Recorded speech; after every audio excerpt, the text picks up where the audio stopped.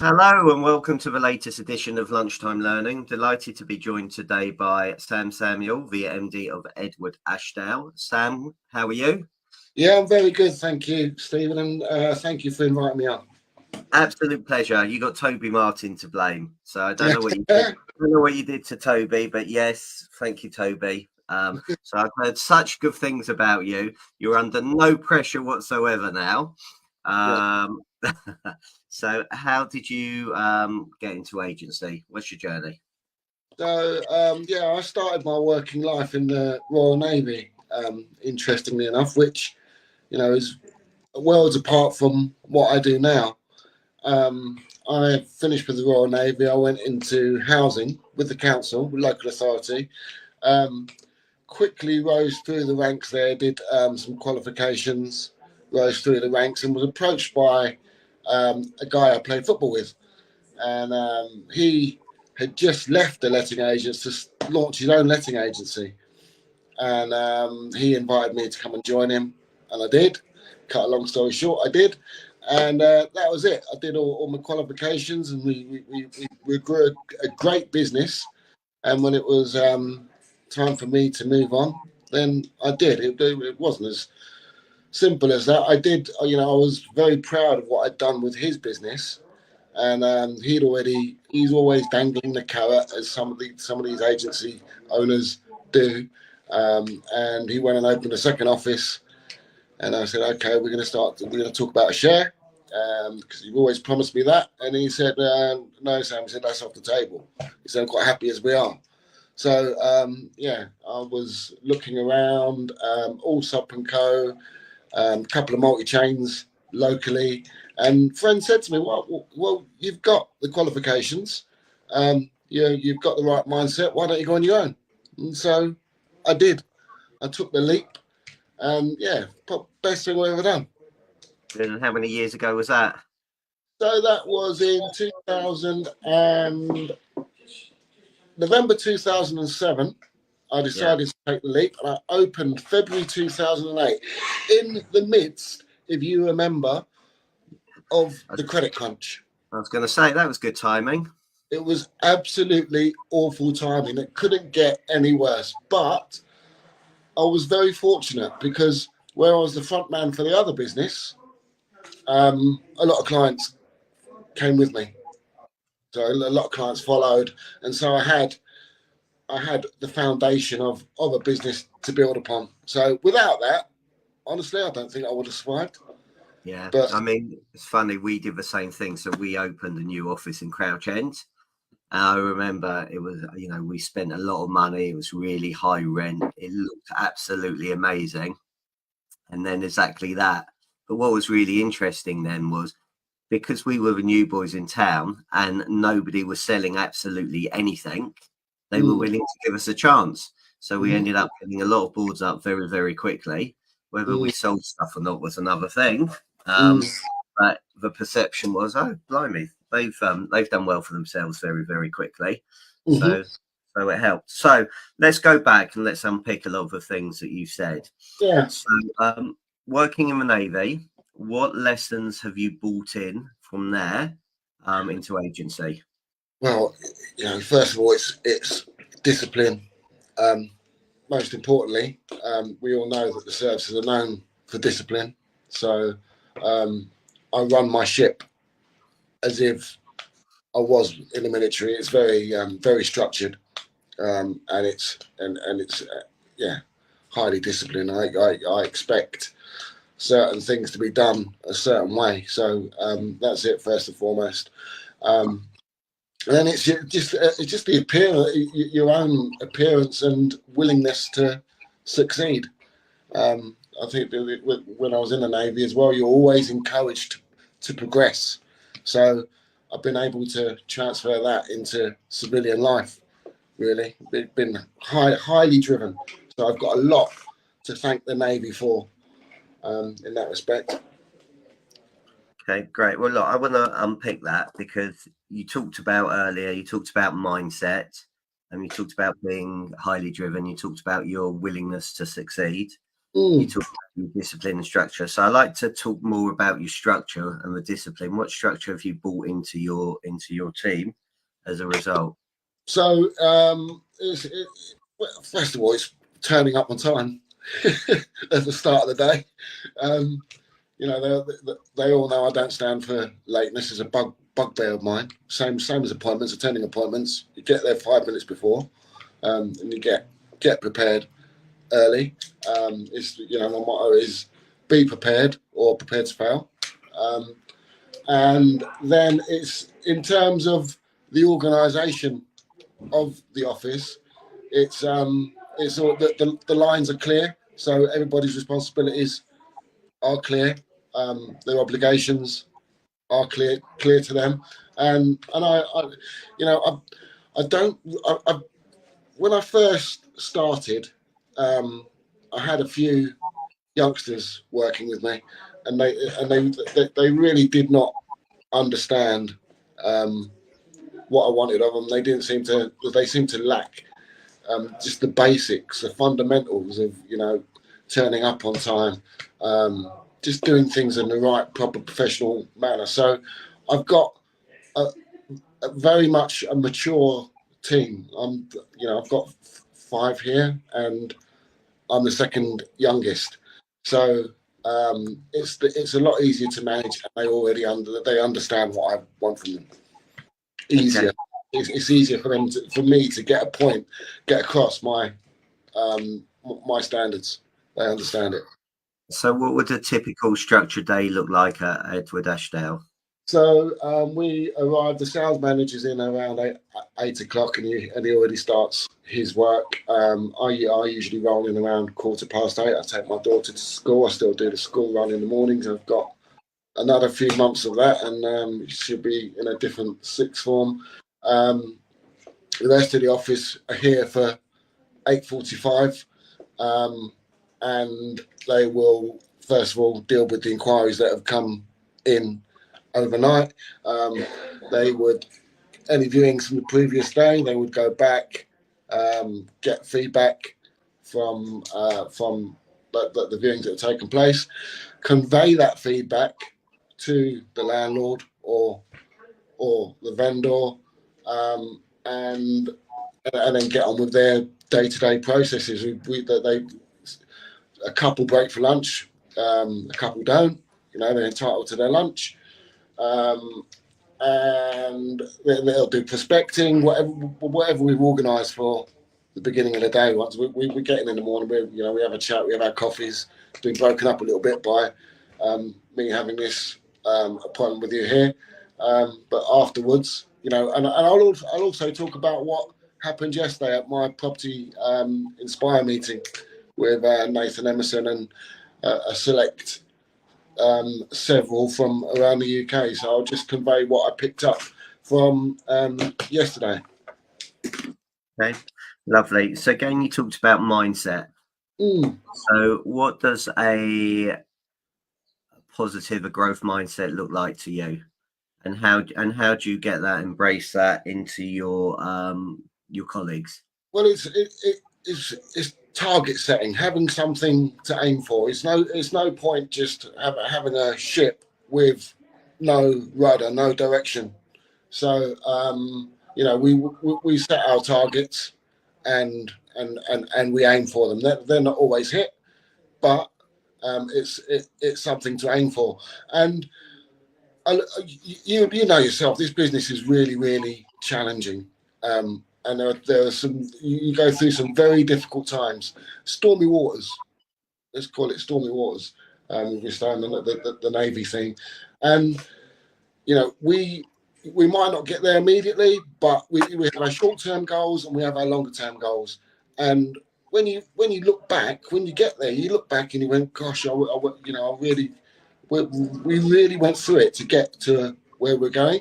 And it's having that belief in yourself and the knowledge that there are challenging times, but if you keep doing the right thing, you work hard and you keep doing the right thing, you will get there, and the sunnier times will come.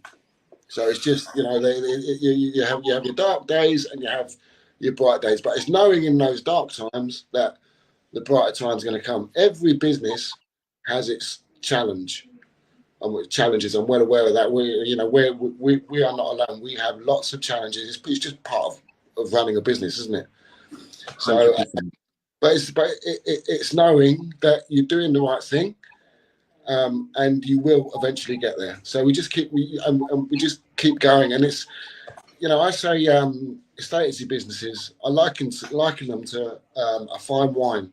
So as a brand, we've worked really hard to get to where we are, but and we're not stopping. But it takes a long time to establish a business for the consumer to trust a brand, and it's doing things repeatedly, doing things, having long term. I mean, we're looking for a second office. I've been looking for a second office for a long time, but for various reasons we can't make that jump.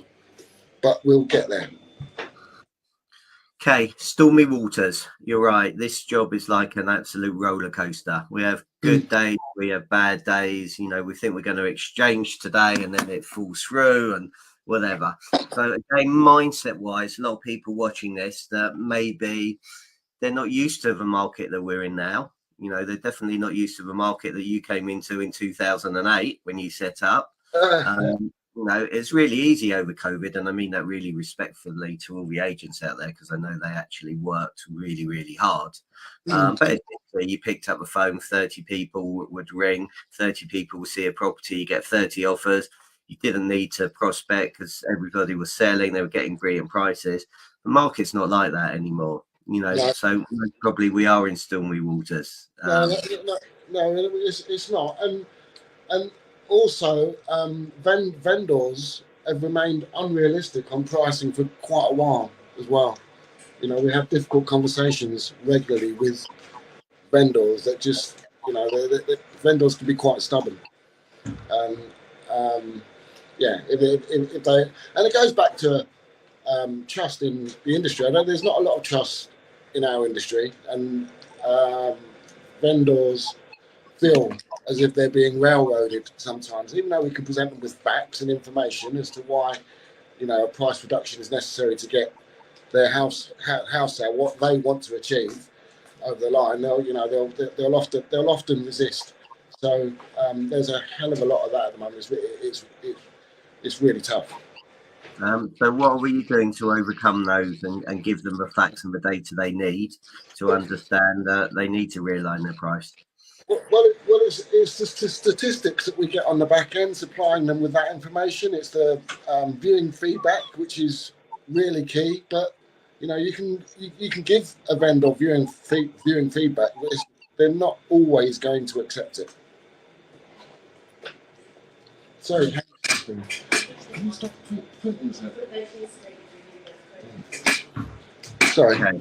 No, don't be silly. So you talked about building trust. And what's been really interesting for me over the course of the last 6 months, my mum's been selling, my girlfriend's been selling and buying, and some of the things that have been going on with estate agents, it's just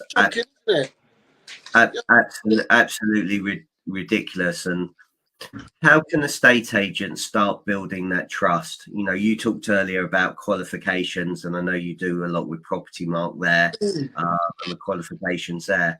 But, and I'm playing devil's advocates here just from everything I've seen. Sure. I really don't think the consumer understands what estate agents actually do. No, I firmly believe that. So as an industry, what can we do to change that? What can we do to make it happen? Well, my wife's one of those. She says all you do is sit behind your desk with your shiny shoes. She said, and don't really work, do you? You're not doing actual physical work, so you have to explain what's involved. But ultimately, what is going to improve the industry for consumers and the industry itself is the introduction of, dare I say, ROPA.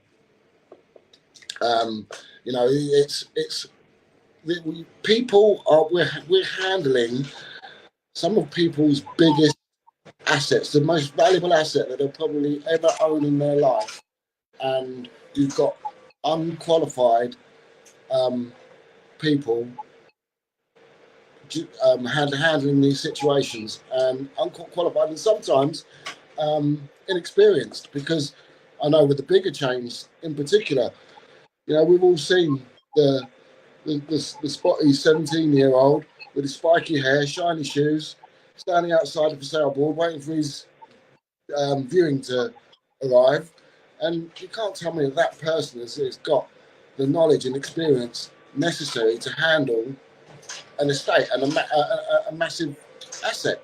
They're effectively just door openers. So I think Roper, which keeps getting kicked down the road, that is key to improving the industry and building some trust in consumers. Because I think we're ranked like second, are we, to traffic wardens as one of the most hated industries.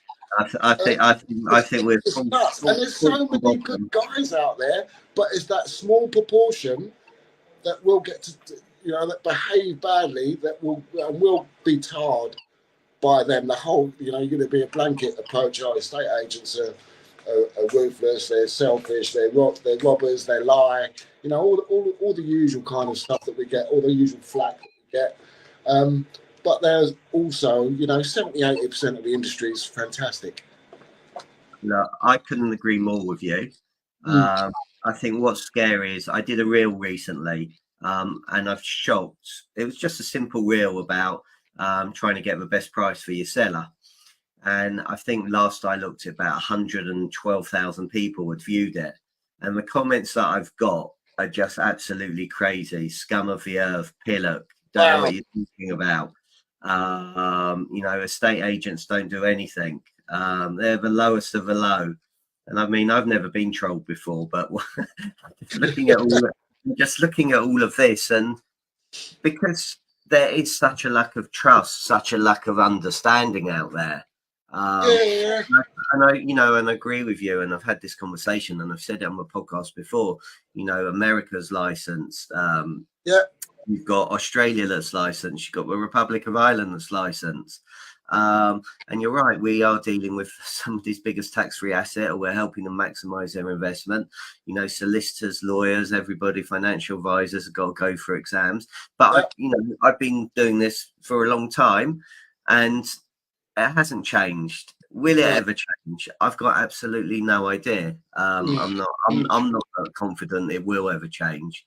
And it's absolutely crazy. So as an industry, I think, you're right. There are so many fantastic agents out there that do not only best jobs for the consumers, but do such fantastic work for their community. Unbelievable. But just do not get the recognition, because there's so many, or there's not so many, but there's, as there are in any other industries, there's cowboys out there. That's right.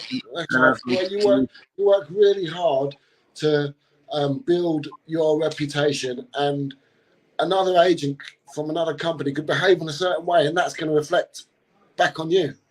And people say to you, what do you do for a living? As soon as you say you're an estate agent, and you get turned off. The eyebrows go up.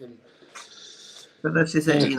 My girlfriend called one estate agency and said, "Look, I've seen a property that you've got on one of the portals. Can I go and see it?" "No, it's under offer." "Okay, thank you." "Well, do you not want my details?" "No, just keep on looking at Super and Rightmove, and when anything else comes in, let me know." And she says, "Really?"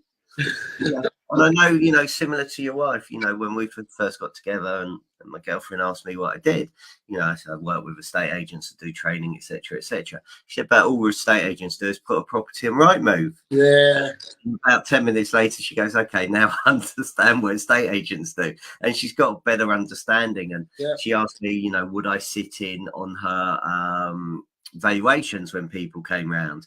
And I did, and I man my own business, and I was really, really quiet. And then I started asking questions, and and before I even started, what's your fee? But they already negotiated on their fees. So said, "Oh, we'll start, our fees this, but you know what, we do it for this." And said, "But we haven't even asked you to negotiate on your fees. Why are you negotiating on your fees?" Or But it's scary at how many yeah, times that's doing it. So this is my biggest tax-free asset. You're already negotiating on your fees. What are you going to be like on negotiating me to get me the best price? yeah. And I said that to them. Mhm. And it's so there were so many things that that came out. And I think also I think we need to educate the public as well, what they need to, questions they should be asking, and go from there.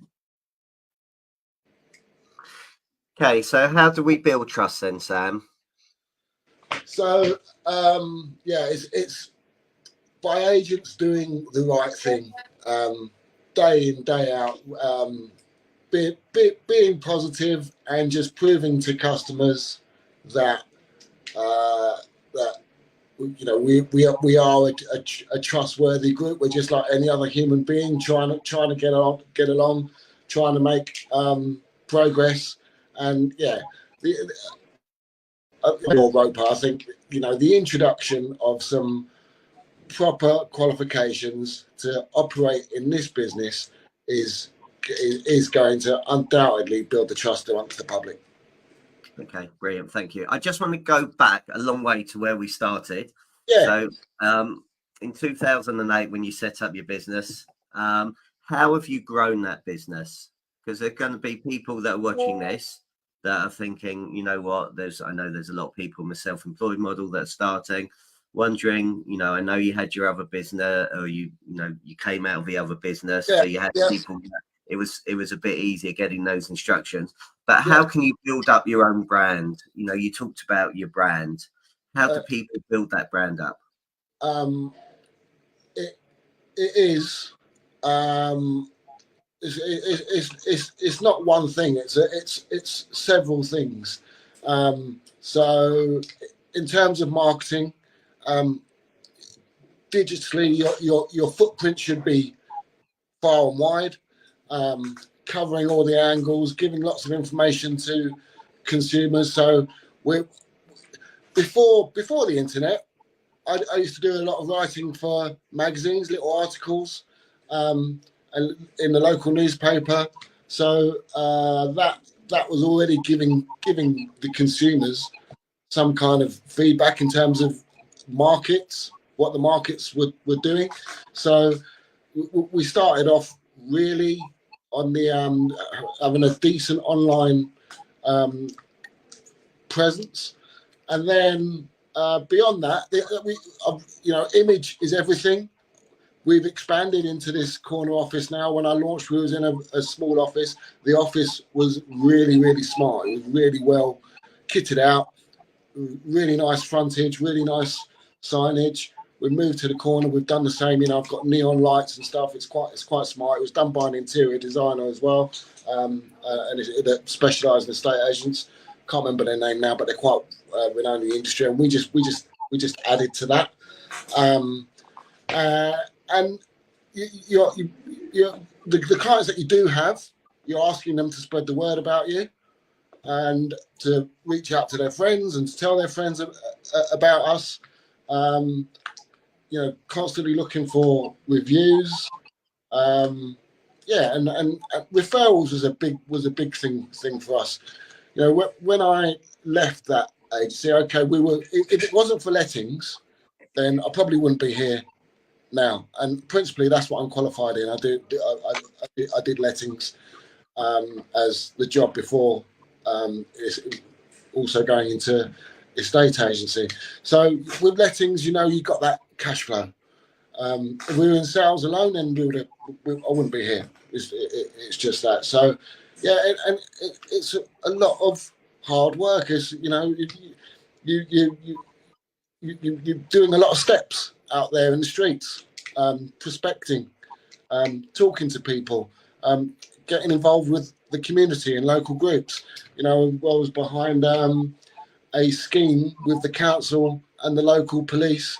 It was about safety of the kids and we called it a safe haven scheme, and businesses making themselves available for kids that might be in distress on the streets, that might feel threatened or bullied, to know. We've got little signs in the window called Safe Haven Scheme, and it's stamped with the Bromley Council logo, and it's to tell a kid, you can come into our office if you're feeling threatened. So it's a series of things. It's not just one thing. It takes a long time to build, to establish a business, and it's a series of things that contribute to it. Yeah, 100%. It's a whole combination, isn't it? It's not one thing in isolation. It's a whole combination of things that's going to make a massive, massive difference. Yeah, the community, your local community, is actually key. I know that we have a lot of self-employed agents there now that don't have a presence, but there are other ways of doing it. If you can link into your local community and be part of the community and support the community, then you're going to be known and recognised for it. I'm also a member of my golf club is literally behind my office, so I'm a member there, and I've been there. I started playing golf in 2008, and everyone said, "Oh, you've got to start playing golf. If you've got a business, you've got to play golf, and you realise how much business you get from it." And I've been at that club since then, and people come up to me all the time, and they've got issues, and they just ask questions, but they know that they can come to me and speak to me, and I'm gonna help them. And, so, and, that's, yeah, and nice. That's what it's all about. Exactly. Exactly. 100%. And then they'll also they tell their friends, "Oh, go and ask Sam. If you've got that issue, go and ask Sam." I deal with a lot of repossessions actually, where landlords are seeking possession of their property, and they've been to a solicitor and they've been given the estimate of what it's going to cost. We're a third of that. So people say, "Oh, well, you didn't know that you could do that," and then they go and tell their friends. So I do a lot of repossession work as well. Good. So on the letting side, there's loads of, obviously, you've got the renters reform bill, landlords potentially wanting to sell. If I was an agent now, are there ways of growing my landlord book? Yeah, it's a lot tougher than what it was back in the years of the early 2000s, the years of the buy-to-let boom, and we know that landlords are getting bashed every single way they turn with the amount of legislation they need to keep up with, or we need to keep up with, the certificates, etc., that they need to do. So a lot are leaving. We've experienced a lot of that ourselves. So it's really just demonstrating your knowledge online, on social media, to attract those landlords. And yeah, it's not like it used to be where you could advertise your letting services and you'd get landlords come. We haven't seen many buying to let for quite a while. So we're relying on developers. We're hitting developments where developers might be struggling to sell with another agent, and we talk to them about potentially lettings, and we speak to our clients if they're struggling to sell about letting to buy. So yeah, it's just it's different ways of approaching it, and it's certainly changed from the days where we just used to literally put landlords properties wanted in the window, and you'd get your landlords come in and ask about it. But yeah, we haven't seen that for a while. So we have to really dig deep and be quite clever in our thinking. Fantastic. Look, a couple of final questions, because I'm really grateful for your time. So thank you. I want to get you back on your golf course behind your office. Afternoon. So you're obviously still wanting to grow. You talked yesterday, you had a day of a Property Mark Inspire Day. Yeah. So that growth mindset, why do you feel it's really important to carry on to self-develop? And what other things are you doing to be inspired and to learn? Well, that we spoke about my Royal Navy background, so it's part of my fabric to want to improve all the time. I read lots of self-help books.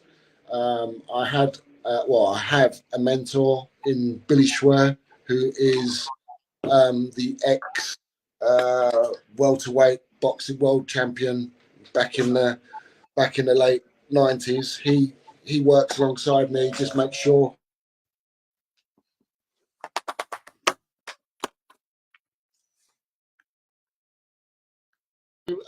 So I've got a mentor, Billy Schwer. He's a welterweight world champion back in the late 90s. He, it's someone to be accountable to. So he checks in with me regularly, checks what I'm doing. It's kind of your own fitness goals, your own mindset goals. There's so many different aspects of life, and it's about improving every single day, doing something better, learning every single day, developing yourself every single day. It's relentless, and it's the first thing that I think of in the morning is, right, what am I going to achieve today? How am I going to grow myself today? How am I going to grow my business? It's looking at every single thing, driving along. Your mind is ticking over all the time at how you can do things better.